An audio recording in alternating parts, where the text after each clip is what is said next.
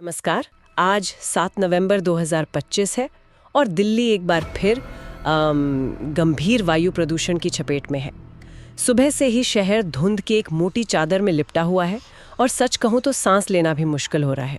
हवा की गुणवत्ता खतरनाक स्तरों को छू रही है। हाँ, स्थिति वाकई गंभीर है और ये सिर्फ दूर से दिखने वाली धुंध नहीं है, ये वो हवा है जो सीधे हमारे फेफड़ों में जा रही है और इसके नतीजे मतलब चिंताजनक है। तो आज हम दिल्ली की इसी हवा की गहराई से पड़ताल करेंगे। हम सिर्फ AQI के ऊपर के आंकड़ों पर नहीं रुकेंगे, बल्कि ये समझने की कोशिश करेंगे कि ये हवा इतनी जहरीली क्यों हो जाती है। बिल्कुल। इसके पीछे असली कारण क्या है? क्या सिर्फ पड़ोसी राज्यों में जलने वाली पराली या फिर कहानी कुछ और है? कुछ ऐसा जो हमें शायद दिखाई भी नहीं देता। सेहत पर इसका क्या असर पड़ रहा है और इस चुनौती से निपटने के लिए क्या हो रहा है या क्या होना चाहिए? हाँ, तो आज जो हम बात कर रहे हैं ना, हमने इंडियन एक्सप्रेस, इकोनॉमिक टाइम्स, अच्छा, टाइम्स ऑफ इंडिया भी है शायद। हाँ बिल्कुल, और टाइम्स ऑफ इंडिया के आर्टिकल से और जो AQI.in का डेटा है उससे ली है। हमारा मकसद सिर्फ जानकारी देना नहीं है, बल्कि इस जटिल मुद्दे की परतें खोलना है, ताकि हम सब समझ सकें कि ये समस्या कितनी गहरी है और इसके समाधान क्यों इतने चुनौतीपूर्ण लगते हैं। बिल्कुल, तो चलिए इस धुंध के पार झांकते हैं और समझते हैं कि दिल्ली की हवा में आखिर चल क्या रहा है। सबसे पहले आज की ताज़ा स्थिति क्या है? स्थिति, जैसा मैंने कहा, वाकई चिंताजनक है। आज सुबह के आंकड़े देखें तो एयर क्वालिटी इंडेक्स यानी AQI कई जगहों पर 500 के पार चला गया था, जो गंभीर श्रेणी से भी ऊपर है। 500 के पार? हाँ जी। सरकारी एजेंसी EWS यानी अर्ली वार्निंग सिस्टम ने सुबह औसत AQI 300 के ऊपर बताया, लेकिन AQI.in जैसे जो स्वतंत्र प्लेटफॉर्म्स हैं, हाँ, उन पर सुबह 4 बजे के आसपास AQI 700 के भी पार पहुंच गया था। ये खतरनाक HZS श्रेणी होती है। 700? बाप रे। हाँ, अभी शाम के करीब 8 बजे AQI.in का रियल टाइम AQI 212 के आसपास है, जो अब भी बहुत खराब माना जाता है। 700 के पार, ये तो मतलब कल्पना करना भी मुश्किल है। और वो महीन कण PM 2.5 जिनका सबसे ज्यादा खतरा बताया जाता है, उनका क्या हाल है? PM 2.5 का स्तर सोमवार को 360 माइक्रोग्राम प्रति क्यूबिक मीटर UGMH क्यूब तक मापा गया था। 360? हाँ, अब इसको समझने के लिए विश्व स्वास्थ्य संगठन यानी WHO की जो सुरक्षित सीमा है वो सिर्फ 15 UGM क्यूब है। सिर्फ 15? सिर्फ 15। यानी दिल्ली की हवा में इन खतरनाक कणों का स्तर सुरक्षित सीमा से 24 गुना ज्यादा था। 24 गुना। और ये सिर्फ कणों की बात है, हवा में और भी जहर घुले हैं। और जैसा कि अक्सर होता है, ये समस्या सिर्फ दिल्ली तक सीमित नहीं है ना? मैंने इंडियन एक्सप्रेस की रिपोर्ट में पढ़ा कि गाजीपुर, मयूर विहार, अशोकनगर जैसे इलाकों में तो AQI 700-800 के खतरनाक स्तर पर था। हाँ बिल्कुल, नोएडा, गाजियाबाद, गुरुग्राम, मतलब पूरा राष्ट्रीय राजधानी क्षेत्र NCR जिसे कहते हैं, वही इसकी चपेट में है। बिल्कुल, ये एक क्षेत्रीय समस्या है जो हर साल इस मौसम में विकराल रूप ले लेती है। तो सवाल उठता है कि हर साल ये हालात बनते क्यों हैं? इसके पीछे कौन से कारक हैं?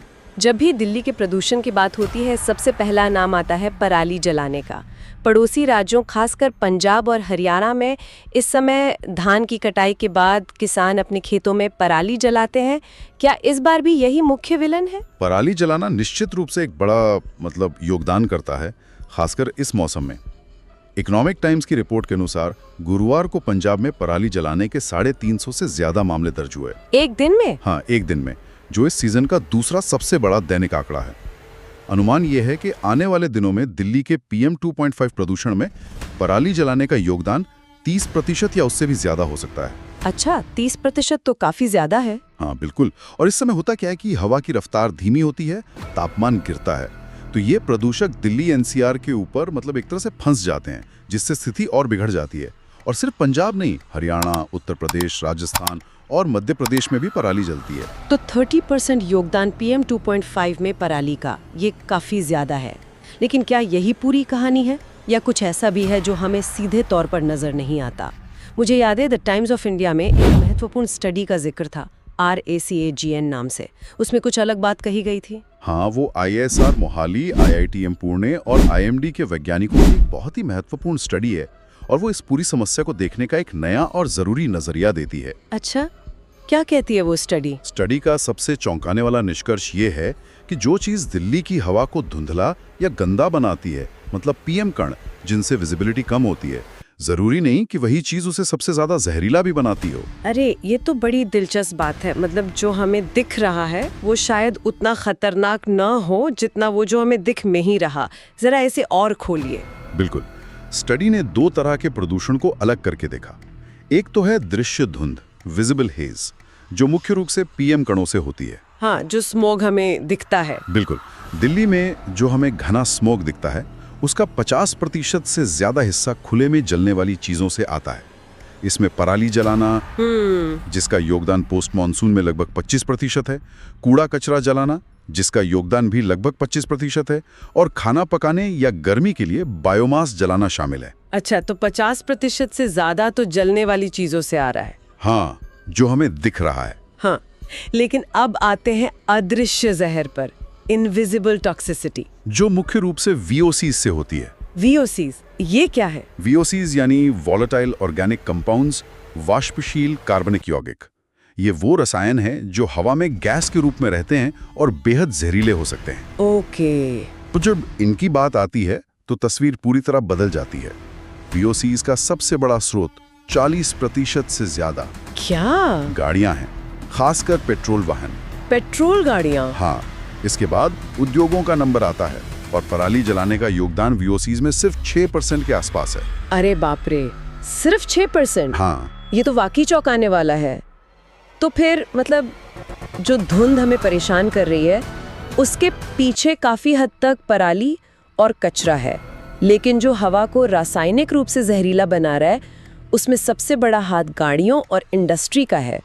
और पेट्रोल गाड़ियों का इतना बड़ा हिस्सा, कुल VOCs का 20%। हाँ, और बात यहीं खत्म नहीं होती। ये VOCs सिर्फ हवा में मौजूद नहीं रहते, ये हवा में ओजोन बनाने में मदद करते हैं, जो खुद एक खतरनाक प्रदूषक है। अच्छा। पेट्रोल कारें ओजोन बनाने की क्षमता का 25% हिस्सा हैं। साथ ही ये हवा में रासायनिक प्रतिक्रिया करके नए और भी खतरनाक कण बना सकते हैं, जिन्हें सेकेंडरी ऑर्गेनिक एरोसोल कहते हैं। ओह। पेट्रोल कारें इनकी क्षमता का लगभग 1/3 हिस्सा हैं। और ये VOCs होते क्या हैं? मतलब क्या ये आम केमिकल हैं? इनमें से कई तो बेहद खतरनाक हैं। वो जो स्टडी थी ना, उसमें पाया गया कि दिल्ली की हवा में बेंजीन, जो कैंसर तक पैदा कर सकता है। हे भगवान। टोल्यूइन और जाइलीन जैसे जहरीले रसायनों का स्तर यूरोप या उत्तरी अमेरिका के बड़े शहरों की तुलना में कई गुना ज्यादा पाया गया है। कई गुना ज्यादा? हाँ। और चिंता की बात यह है कि शोधकर्ताओं को कुछ ऐसे रसायन भी पहली बार दिल्ली के वातावरण में मिले जो पहले रिपोर्ट नहीं किए गए थे, जैसे मिथानथियोल, डाइक्लोरोबेंजीन और कुछ खास तरह के एमाइड्स।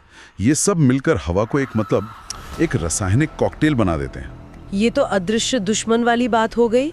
इसके अलावा भी तो प्रदूषण के स्रोत हैं दिल्ली में, जिनका जिक्र अक्सर होता है। हाँ बिल्कुल। औद्योगिक प्रदूषण एक बड़ा मुद्दा है, जो दिल्ली के लगभग 90% सल्फर डाइऑक्साइड SO2 का स्रोत है। 90%? हाँ। फिर निर्माण कार्य और सड़कों से उड़ने वाली धूल है, जो PM 2.5 का लगभग 38%, और बड़े कणों यानी PM 10 का 56% तक हो सकती है। और एक और पहलू है जिसे अक्सर नजरअंदाज कर दिया जाता है, गाड़ियों से निकलने वाला गैर निकास उत्सर्जन, नॉन एग्जॉस्ट एमिशंस। गैर निकास उत्सर्जन मतलब धुएं के अलावा? हाँ, जैसे ब्रेक घिसने से, टायर घिसने से और सड़क की सतह के घिसने से निकलने वाले महीन कण। इन पर अभी नियम भी उतने सख्त नहीं है, लेकिन ये भी हवा में PM 2.5 और अन्य हानिकारक कणों का महत्वपूर्ण स्रोत हैं। तो आप देख सकती हैं कि ये समस्या कितनी बहुस्तरीय है। वाकई ये तो कई सारे स्रोतों का एक जटिल जाल है। और इस जहरीली हवा का हमारी सेहत पर क्या असर पड़ रहा है? आपने शुरू में चिंता जताई थी। असर बहुत बहुत गंभीर है।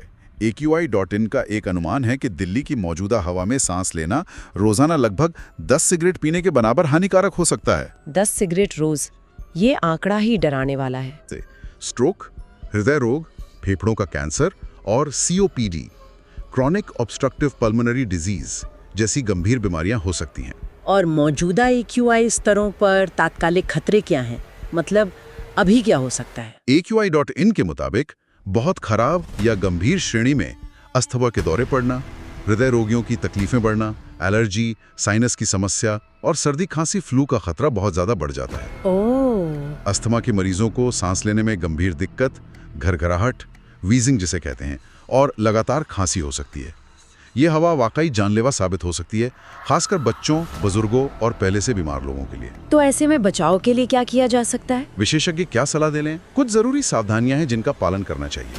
सबसे अहम है कि जब प्रदूषण पीक पर हो, आमतौर पर सुबह और देर शाम, तो बाहर निकलने से, खासकर एक्सरसाइज करने से बचें। अगर बाहर जाना बहुत जरूरी हो तो अच्छी क्वालिटी का N95 या FFP2 मास्क पहनें। मास्क जरूरी है? बहुत जरूरी। घरों के अंदर हवा साफ रखने के लिए एयर प्यूरिफायर का इस्तेमाल करें और खिड़की दरवाजे बंद रखें। जहां तक संभव हो, पब्लिक ट्रांसपोर्ट या कारपूलिंग का इस्तेमाल करें ताकि सड़कों पर गाड़ियां कम हों। और हाँ, अपनी रोग प्रतिरोधक क्षमता, इम्यूनिटी को मजबूत रखने पर ध्यान दें। तो आज की इस गहरी पड़ताल से क्या मुख्य बातें निकल कर आती हैं? पहली बात तो ये कि दिल्ली की हवा की समस्या किसी एक विलेन जैसे सिर्फ पराली की कहानी नहीं है। ये कई सारे स्रोतों का मिला जुला नतीजा है। बिल्कुल। और हमें प्रदूषण को 2 स्तरों पर देखना होगा। एक वो जो धुंध के रूप में दिखता है, PM कण, और दूसरा वो जो अदृश्य रासायनिक जहर VOCs के रूप में मौजूद है।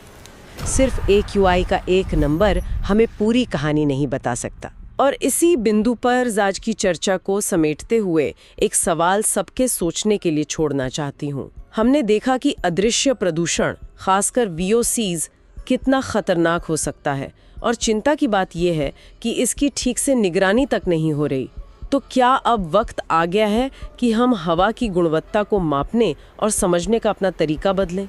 क्या हमें सिर्फ PM 2.5 के आंकड़ों से आगे बढ़कर इन अदृश्य जहरीले रसायनों पर भी उतना ही या शायद उससे भी ज्यादा ध्यान देने की जरूरत है? इस पर जरूर